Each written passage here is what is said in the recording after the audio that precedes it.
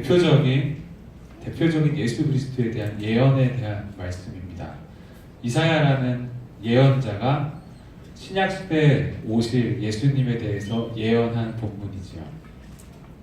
그 본문이 이렇게 시작됩니다. 이새 줄기에서 한 싹이 날 것이다. 여러분 이새가 누군지 아시나요? 이새는 다윗의 아빠입니다. 흔히 우리가 예수님을 표현할 때 누구의 자손이라고 하는데 다윗의 자손이라고 하죠. 다윗의 자손 예수. 근데 오늘 본문은 다윗의 자손이라는 표현을 쓰지 않고 이새의 줄기, 그러니까 다윗의 아빠인 이새의 자손이라는 의미의 줄기를 사용하고 있어요. 엄밀하게 보자면은 이새의 줄기나 다윗의 자손이나 같은 말이죠. 이새의 줄기가 다윗의 자손이고 다윗의 자손이 이새의 줄기예요.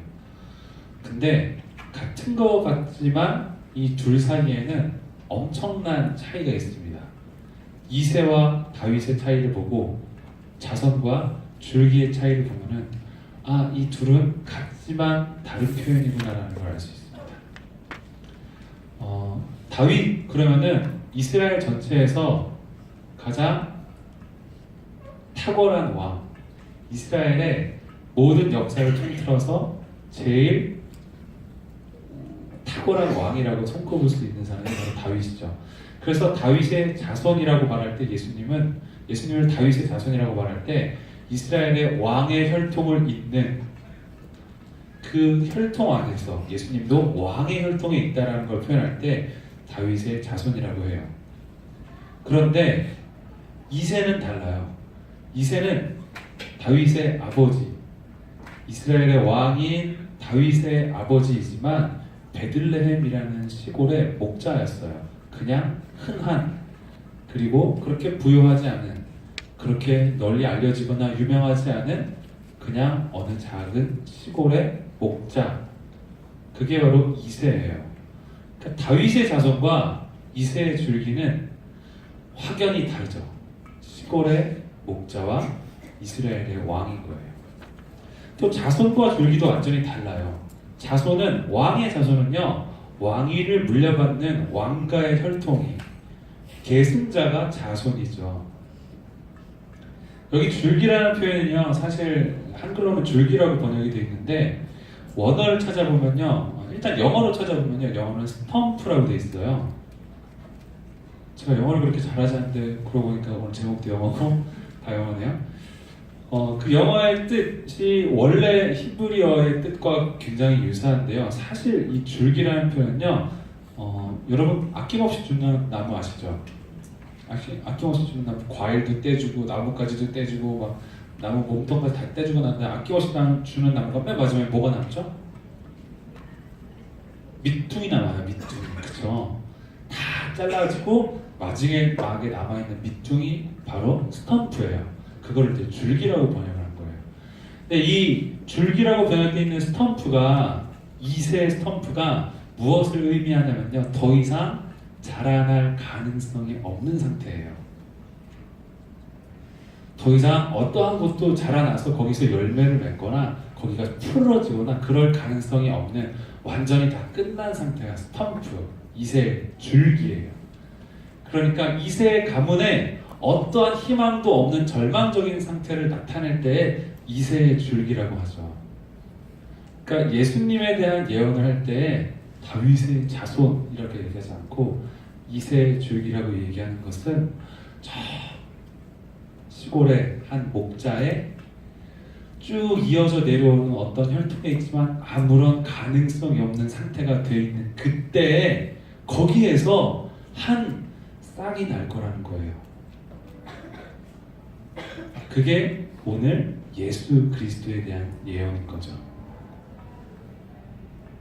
다시 말씀드리지만 다윗의 자손 이새의 줄기는 같은 의미예요.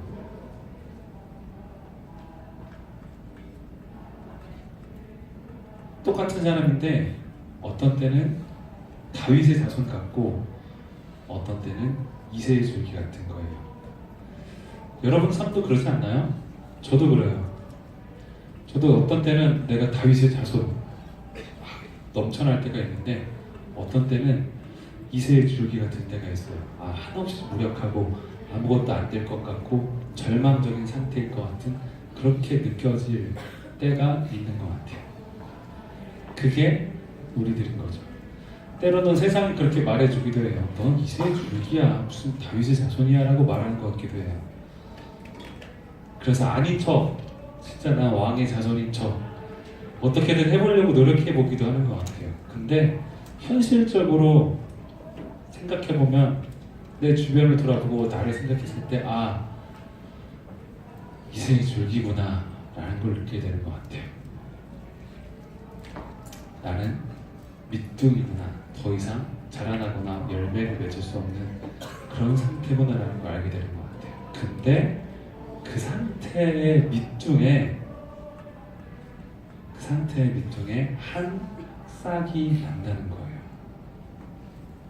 그 싹이 예수 그리스도라는 거죠. 우리가 내 자신이 이새의 줄기같이 느껴진다고 할지라도 거기에 한 싹이 난다는 거예요. 아무것도 안 될 것 같은 그 상태에 예수 그리스도께서 찾아오신다는 거죠.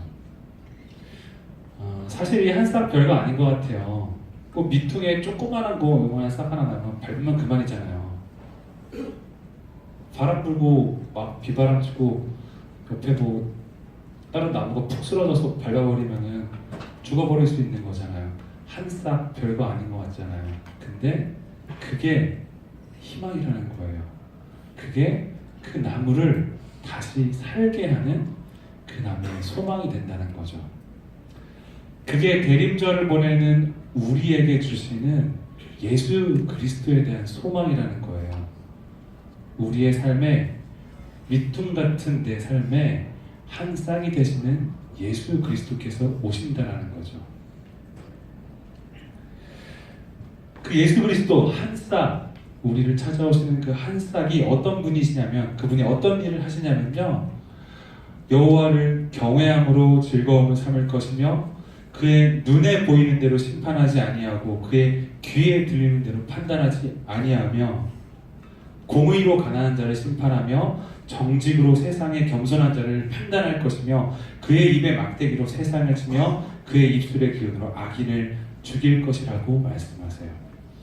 여기서요, 그 한 싹이 우리의 삶에 피어난 예수 그리스도라는 한 소망이 어떤 일을 하시냐면요, 심판하고 판단한대요. 근데 눈에 보이는 대로 심판하지 않고 귀에 들리는 대로 판단하지 않는데요. 여러분, 눈에 보이는 대로 심판하지 않고 귀에 들리는 대로 판단하지 않는다는 것은요, 사람이 연약해서 눈에 보이는 것에 현혹되고 귀에 들리는 것에 속아서 심판하고 판단한다는 거예요. 때로는 내가 그렇게 심판당하고 판단당하고 때로는 내가 그렇게 심판하거나 판단하기도 해요. 근데 그 한 싹, 우리의 삶의 소망이 되시는 되게 연약해서 밟으면 죽을 것 같은 그 한 싹 예수 그리스도께서 우리의 삶에 행하시는 것은 공의로 심판하시고 정직으로 판단하신다라는 거예요. 우리 한 사람 한 사람의 마음의 중심을 살피시면서 정확하게 있는 그대로 속일 수 없이, 눈으로 보이는 것으로 속이거나 귀에 들리는 것으로 속일 수 없이 우리의 중심을 살피시는 하나님께서 그대로 판단하시고 그대로 심판하신다라는 거죠. 그래서 악인들을 온전히 다 제하여 버린다는 거예요. 그게 한 싹 예수 그리스도, 그게 대림절을 보내는 우리가 기다리는 그 예수님이 하시는 일이라는 거죠. 오늘 본문이 어떻게 끝나냐면요, 6절부터 9절의 말씀을 제가 한번 읽어드릴게요. 그때 이리가 어린 양과 함께 살며 표범이 어린 염소와 함께 누우며 송아지와 어린 사자와 살진 짐승이 함께 있어 어린아이에게 끌리며 암소와 곰이 함께 먹으며 그것들의 새끼가 함께 엎드리며 사자가 소처럼 풀을 먹을 것이며 젖먹는 아이가 독사의 구멍에서 장난하며 젖된 어린아이가 독사의 굴에 손을 넣을 것이라. 이게 말도 안 되는 나라잖아요. 불가능한 나라잖아.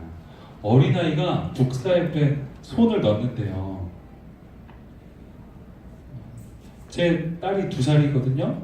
제 딸이 만약에 동물원 가서 위험한 곳에 손을 이렇게 우리의 손을 넣으려 그러면은 제가 좀 습겁할 거 아니에요. 근데 그냥 손을 독사굴에 넣고 장난을 칠 수 있대요. 사자가 풀을 먹는데요. 풀 먹으면서 만족하는 거예요. 어린 양이랑 이리가 같이 뛰노는 거예요. 이게 도무지 불가능한 나라잖아요.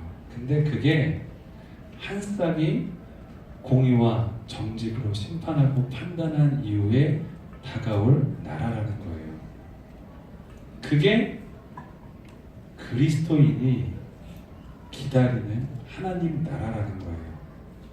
여러분, 우리가 기다리는 나라가 이 나라라는 거예요. 여기에 하나님 나라가 전부 다 양이 되는 나라라고 적혀있지 않아요. 전부 다 사자처럼 강해지는 나라라고 적혀있지 않고요. 전부 다 독사가 된다거나 전부 다 어린이가 된다고 하지 않아요. 사자도 있고 독사도 있고 어린이도 있고 양도 있는 거예요. 힘이 센 사람도 있고 약한 사람도 있고 키가 큰 애도 있고 작은 애도 있는 거죠. 그냥 그런 나라이지만 모두가 다 행복한 나라, 모두가 다 해를 가하지 않는 나라라는 거예요. 본문의 9절에 이렇게 나와 있어요. 이 나라에 대해서 어떻게 설명하냐면요, 모든 곳에서 해됨도 없고 상함도 없을 것이니, 그러니까 사실은 사자가 양을 해하는 것이 당연한 건데, 그보다 더 당연한 것은 하나님 나라에서의 당연함은 사자가 어린 양이랑 뛰노는 그런 나라가 될 거라는 거예요.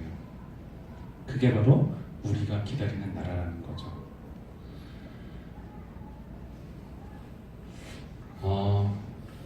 여러분, 누군가를 기다린다는 것은요, 제가 작년도 대림절에도 이런 이야기를 나눴었어요. 누군가를 기다린다는 것은요, 그가 올 것을 믿는다는 것이고, 누군가를 기다린다는 것은요, 그가 올 것에 대해서 준비를 한다라는 거예요. 그게 기다리는 사람이에요. 그리스도인은 어찌 보면 기다리는 사람이라고 표현할 수 있어요. 그러면 우리는 무언가에 대해서 믿음이 있는 것이고 어떤 것에 대해서 준비해야 되는 사람인 거예요. 우리는 지금 이 나라를 믿는 사람인 거고 이 나라를 준비하는 사람인 거죠. 언젠가 죽고 나면 저 멀리 어딘가에서 그렇게 이루어질 나라라는 걸 생각하는 게 아니라 반드시 분명히 이루어질 이것에 대한 믿음을 가지고 있고 이것에 대해서 준비하는 거죠. 준비한다는 건요, 여기서 그걸 살아가는 사람이에요. 내가 만약에 이리 같은 자라면요, 양을 먹는 것을 멈추는 거예요. 내가 사자 같은 자라면요, 이제 내가 풀을 먹는 거예요. 세상에서 사자는요, 양을 잡아먹거든요. 근데 그리스도인이 내가 사자일 때 나는 풀을 먹는 거예요. 그게 이 나라를 믿고 이 나라를 기다리는 사람인 거죠. 이 나라를 멀리 언젠가 그때 나에게 되게 하는 나라라 생각하지 마시고 이 한 쌍의 영향을 믿는 사람이라면, 그리스도인이라면 여러분의 삶에서 이 나라를 살아가시기를 도전합니다. 대림절 예수님에 대한 그 소망을 기다리는 사람으로서 여러분의 삶에서 그 나라를 살아내시는 장석의 청년들이 되시길 간절히 축원합니다. 함께 기도하시겠습니다.